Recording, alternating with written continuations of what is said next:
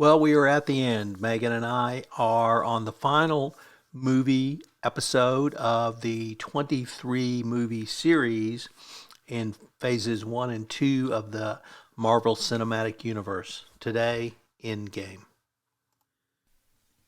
Hello, everyone. This is Tom Fox back again with Megan Dougherty from One Stone Creative for our final episode in our original MCU challenge, which was to watch the entire MCU in chronological order. Of course, being the geeks we are, we've decided to increase that challenge by incorporating a lot of other MCU stuff. But we have been reviewing the full MCU on this series, and one, because we love it, two, because it's there, and three, it just needs being done. So we've reviewed it by chronological order, not release date, and today we end with End Game. So, Megan, what are your, well, I guess I should say, welcome, Megan. Thank you. I'm glad to be here, and I'll start with my first and maybe my dominant feeling about the movie Endgame, and that is regret. Because of all those, let's call them the minor regrets I have in my life. One of the bigger is that I didn't see Endgame in theaters. I had to watch it alone in my office, I think while eating a cheeseburger, and it was not the right setting to watch this movie in. It should have been in a theater with other cheering people, having that excitement as a group experience. But I waited too long. I did not get the chance to see it in theaters, so I wish I had. But I love this movie. Sort of like in Infinity War, I find it almost infinitely rewatchable in terms of just being able to enjoy it every time or see something new every time. From the very beginning of the film, where you open and they snap you right back, if you'll forgive the term, to where we left off and remind us of the people that have just been completely destroyed, erased from history, with Hawkeye, who we know and care about from other films, and his family completely disappearing. So kind of from the beginning, the movie sets you up to be emotionally rocked in various ways. What's your main kind of high level thought on it, Tom? Well, it was a great movie, lots of action, a good way to end the series, really up and down. The first few scenes after the rapture early in the movie are pretty gut-wrenching, frankly. Then we have Thanos killed early in the movie. Mm-hmm. And then we have an entire story around the events leading up to his death, almost in a backstory. So that structure was pretty interesting. Endgame happens 23 days after the end of Infinity War, which is when the rapture happens and half the people disappear. So a lot has happened in those 23 days. Clint has gone off to be a ninja avenging warrior and is slaughtering people literally across the globe. And he's being tracked by those Avengers still living. So that was pretty brutal as well. That's tempered somewhat though with the Hulk, Bruce Banner. Mm-hmm. Now we talked about him at some length in our prior episode on Infinity War, and now it's not that Bruce Banner cannot change into the Hulk. He is permanently the Hulk. Professor Hulk. But he is combined both personalities. So he's a very big, very green Bruce Banner. And he's very cool with it. And he likes it. And people like him. There was a pretty funny scene where he does a quick selfie with some fans. And that was pretty cool, I thought. So that part. We also had some other poignant scenes really throughout the movie, and for me the most poignant was the Camp Lehigh scenes. Mm-hmm. And Cap and Tony Stark as Tony, not as Iron Man, go to Camp Lehigh and to get some PIM particles so they can all go down and try to recapture some Infinity Stones. And Tony meets his dad. And I thought a lot about that scene as a son. I thought a lot about that scene as a father. And I've always wondered, what you would do if you met your father before you were born and he didn't know. I'm watching a series now where a girl is adopted and she finds her father and her real father, her birth father, who looks at her and clearly sees her mother in her eyes. So I found that really touching and poignant. And of course, just for me personally, they threw in Peggy Carter being at Camp Lehigh. So thank you for that. It was kind of them to do that for you. I like that they did that. They did. And really, and Camp Lehigh, of course, is where Steve became Captain America. And so there's that entire, we don't go through that again, but that entire backstory. And everything he has given up to be Captain America. Mm-hmm. And how he really literally gave his life for his country and now for the world. So, I read all of that into Camp Lehigh, and that's separate and apart from the Tony and Howard talk that they have. So I really enjoyed that. The battle scene at the end, really, you can't get any better than that. You cannot get any better than that. Captain Marvel arrives, and that was cool. The cameo with Stan Lee was cool. This was the first time in the MCU that we saw, it's almost an Easter egg, but I thought I would elevate it because I thought it was so significant. Peter Parker's spider sense tingling his hairs on his arm. They literally stood up when Thanos' men arrived on Earth. And I thought that was very cool as well. So a great action show. The death of Tony Stark was very poignant. Pepper Potts was great. The last scene after the funeral, or at the funeral, where they had the full scope of the MCU movie family at the funeral, and they panned back across. It was as good a way to end 20 plus movies as I think you can have, because we all know them, we all lived with them, we all love them, and it was really, I thought, as good a way to say goodbye in a cinematic tradition as I have ever seen. I've only seen one other way, and believe it or not, it was a movie about Custer and Custer's last stand. Mm-hmm. And the actor and actress, when he said goodbye, he was going off. He didn't know he was going to die, but he said he was goodbye, he was going off. It was clear that they were saying goodbye to each other for the final time. And I felt that way in this time, but I felt, we've been through this together, and I realize they're characters on a movie, but we've been participants in that story as the consumers of that story. So I really felt like it was a great way to end 23 movies or whatever it is. It echoed Return of the Jedi a little bit too, didn't it? That last scene where you've got Ben Kenobi and Yoda and Vader kind of watching things going on, smiling at those who remain. So, what were some of the plot points that you really enjoyed?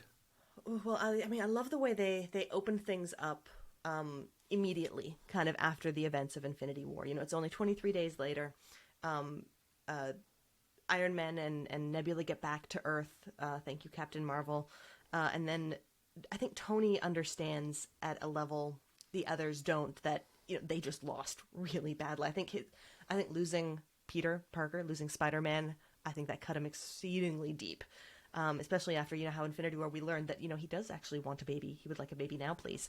So I think that was really rough. And it's also I realized it while we were watching it again. He hadn't reconnected with Cap or the kind of the outlaw Avengers since anything had happened. This was their first reunion under these terrible circumstances. And at first, when Captain Marvel's like, "Okay, we're gonna find him," Nebula says, "I know where he is. Let's go get him." It seems like maybe that's the type of movie it's gonna be. Right? They're going to chase him across the galaxy. They're going to fight him. They're going to win. They'll just undo it. It never happens. But then they lose. Thor doesn't succeed again because it's too late. The stones are gone. And then it's 5 years later, and it's all that time in this horribly grim universe. I thought that was a really, really interesting thing to do, and just letting everyone kind of sit with the fact that this is gone. Half of our loved ones are gone. Half of the world is gone. And it was really interesting to see that.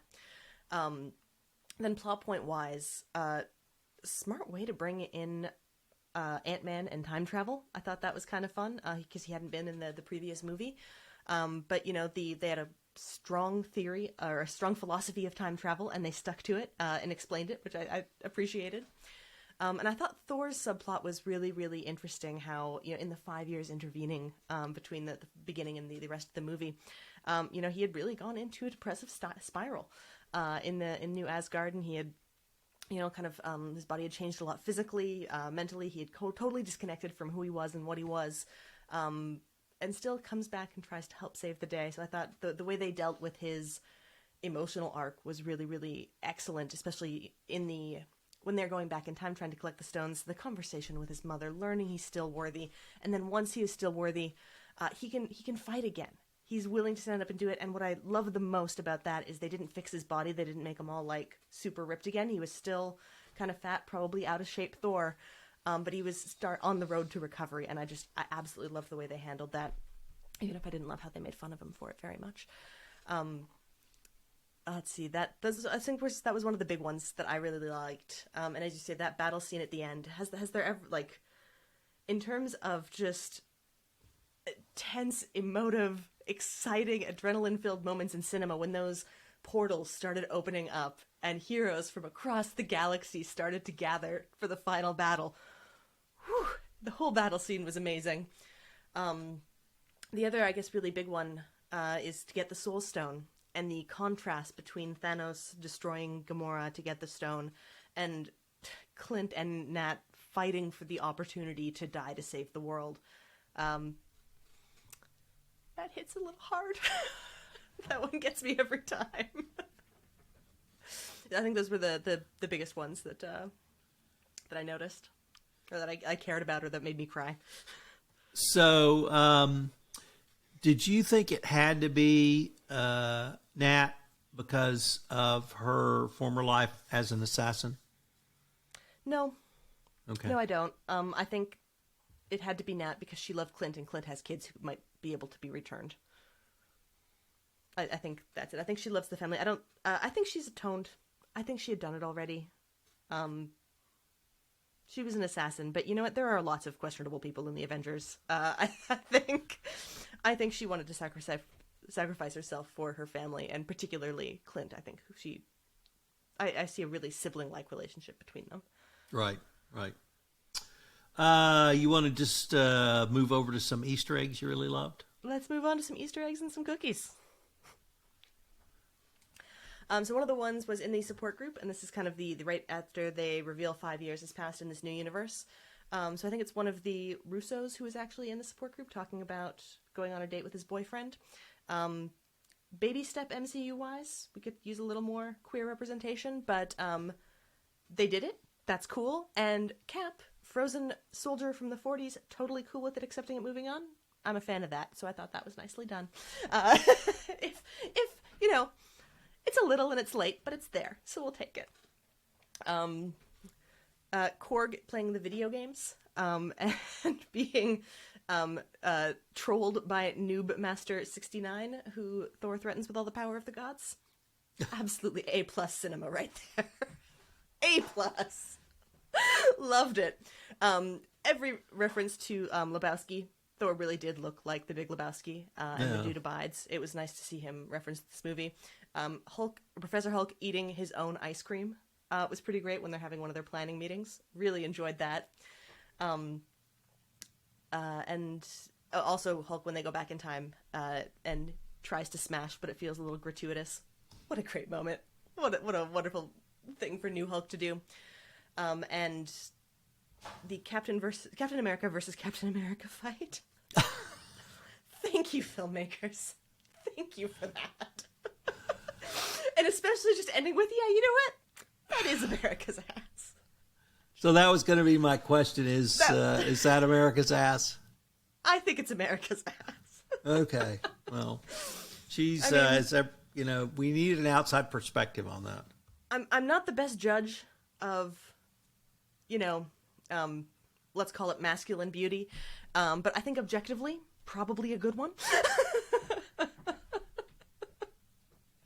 pretty great. So, I have to start, of course, with Peggy Carter. Of course. And not the Peggy Carter at Camp Lehigh. Mm-hmm. The Peggy Carter at the end. And for two reasons. One was, and I guess they're probably both the same. No, I guess a little bit different. One is they have a scene where they're dancing. And that's directly from the first Captain America, where Save the Dance for Me.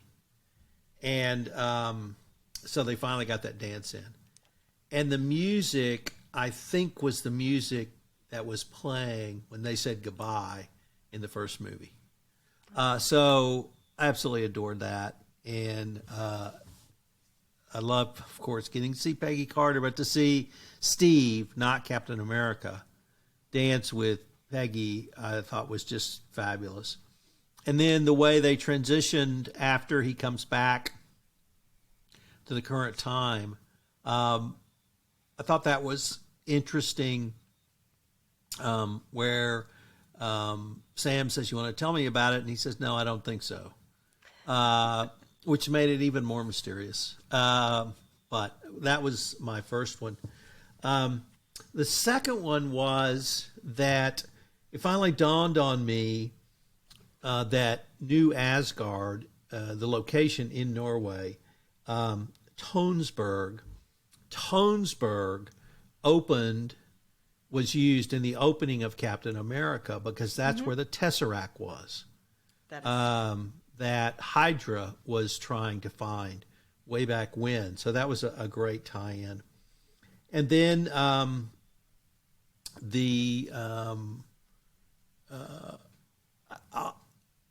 it wasn't a cookie, but the whole diner scene with Banner was just great. You're right.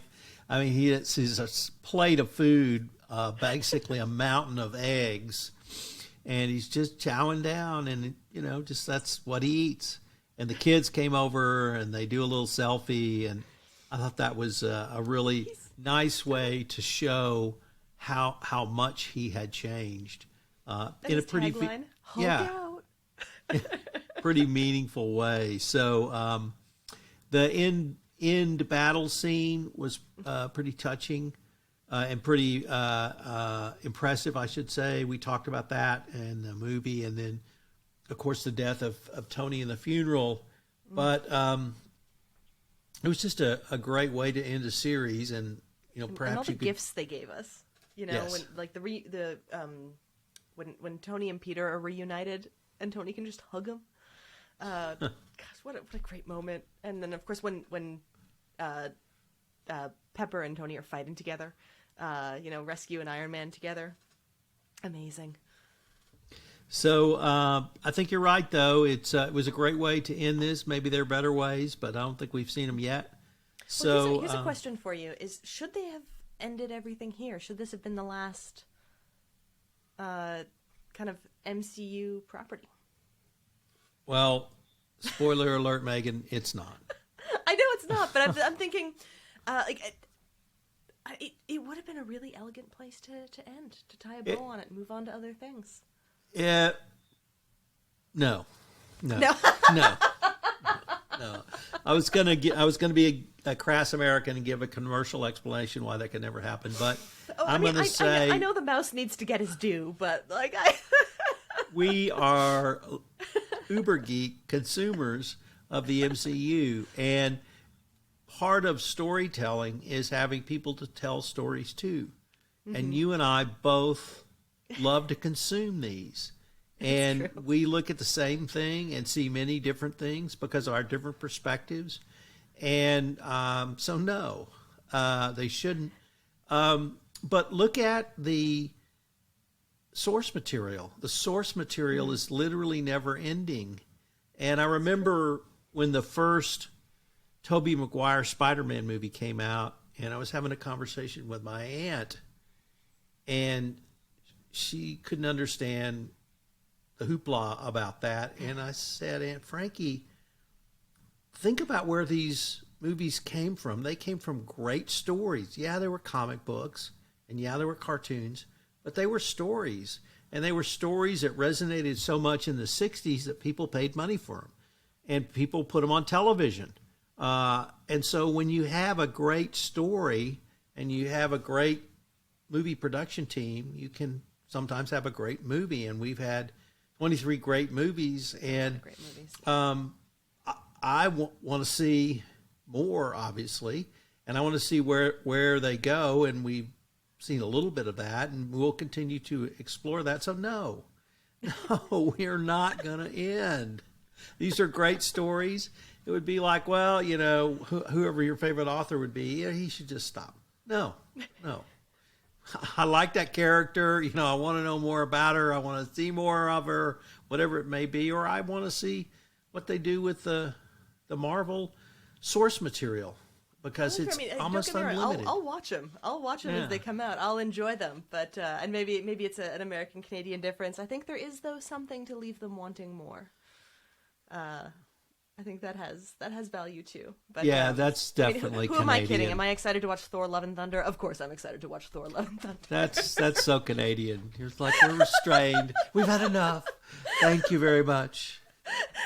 No more joy, please. No more joy. I'm Canadian. Well, I can't really think of a better way to end this phase of our MCU, Megan. It's been a ton of fun. I hope our listeners have enjoyed this ride with us, and we're going to keep going. We don't know where it's going, but we're going to be there with you. So I am Tom Fox. And I'm Megan Dougherty, and we will see you next time, wherever it is that we end up. This is Tom Fox again. Thanks for listening to this episode of Popcorn and Compliance, the MCU series. I hope you've enjoyed each of the 23 episodes of the MCU to date that Megan and I have explored.